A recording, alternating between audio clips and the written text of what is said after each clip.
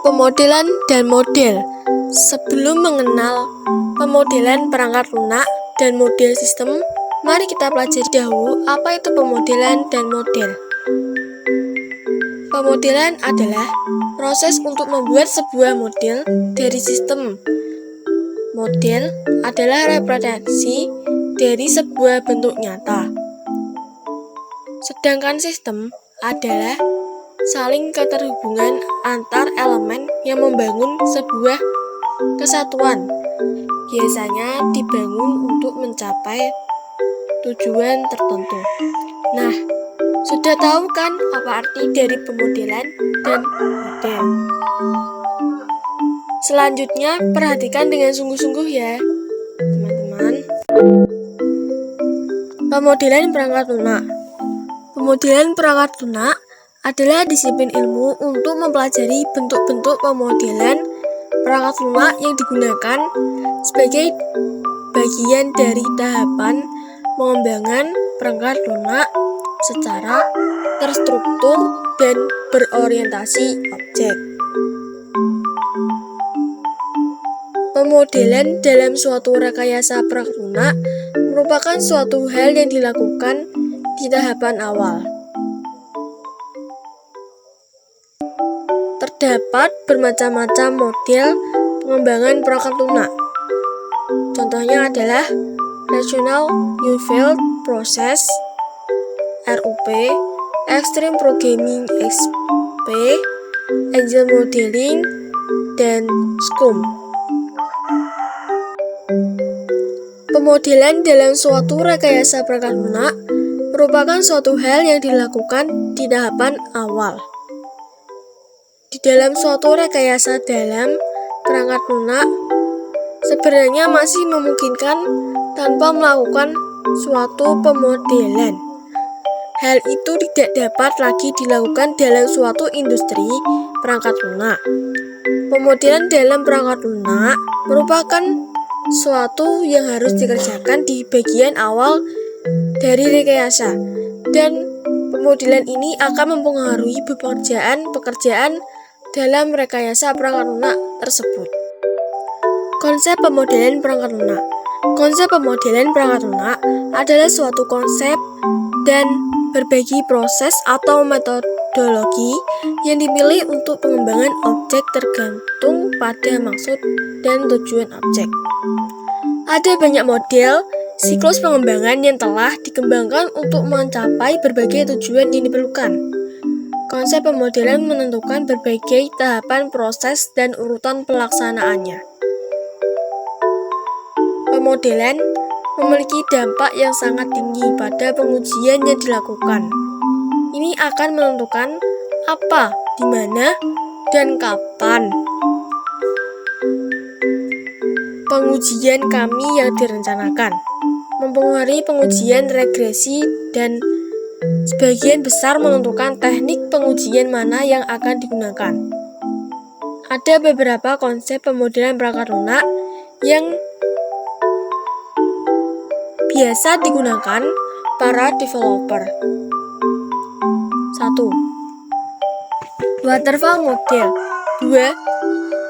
V-model. 3. Instrumental model. 4. RAD model.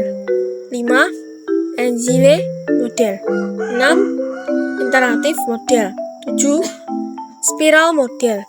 8. Prototype model. Tujuan pemodelan. Tujuan suatu pemodelan adalah untuk menganalisa dan memberi prediksi yang dapat mendekati kenyataan sebelum sistem diterapkan di lapangan.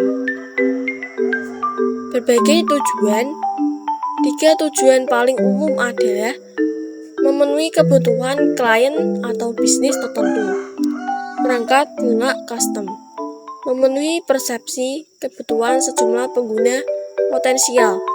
Perangkat lunak komersial dan terbuka, atau memenuhi kebutuhan pribadi. Oke, selanjutnya kita akan membahas model sistem. Model sistem adalah kumpulan elemen yang saling berhubungan dalam beberapa cara tertentu. Dari sinyal, dan Sistem untuk Bioenergi edisi kedua 2012. Model sistem adalah representasi berorientasi proses yang menekankan pengaruh atau aliran informasi antar modul. Istilah model sistem digunakan dalam komunikasi tatap muka, seringkali mengakibatkan hilangnya makna sebenarnya karena ketidakpastian bahasa manusia dan kemungkinan interpretasi yang beragam. Dengan mentransfer pemikiran dasar ini ke pengembangan teknis interpretasi yang lebih berbeda terhadap istilah model sistem juga digunakan. Penting untuk mengembangkan kerangka kerja yang memungkinkan pemahaman umum tentang model sistem untuk mendukung komunikasi interdisipliner. Selanjutnya ada persyaratan model sistem. Ada persyaratan dasar yang harus dapat dipenuhi oleh setiap jenis model. Dua konsep yang digunakan untuk membuktikan kualitas model adalah verifikasi dan validasi model. Meskipun validasi model menegaskan bahwa model tersebut sesuai dengan sistem nyata, verifikasi model memastikan bahwa model telah diimplementasikan dengan benar. Kebenaran suatu model menyeratkan 3 atribut menurut Matni dan Sivers 19. Ada 3 persyaratan, yaitu 1.